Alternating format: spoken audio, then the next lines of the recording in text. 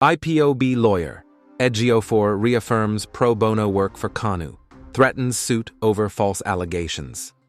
Barrister Ifeanyi Ejiofor, who previously served as lead counsel for detained indigenous people of Biafra, Ipob leader Mazi Nnamdi Kanu, and remains the organization's lawyer, has issued a public statement denying allegations that he received payment for his legal services and threatening legal action against two individuals making the claims.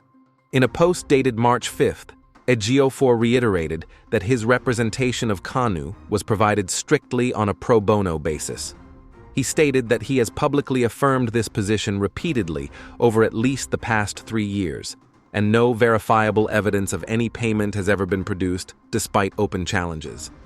Ejiofor said the allegations resurfaced from individuals who claimed to have visited Kanu at the Sokoto Correctional Center.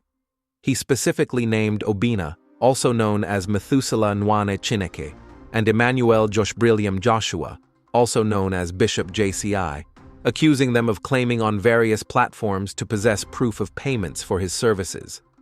He further described as mischievous and absurd their additional allegation that he authored a petition against Kanu's pending appeal before the Court of Appeal.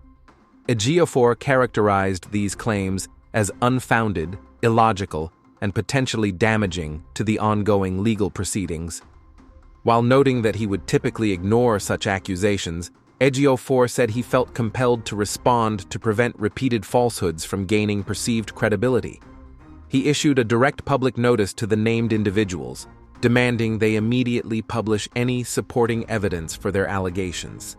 Ejiofor warned that failure to do so would leave him no choice but to pursue all available legal remedies to hold them accountable under the law.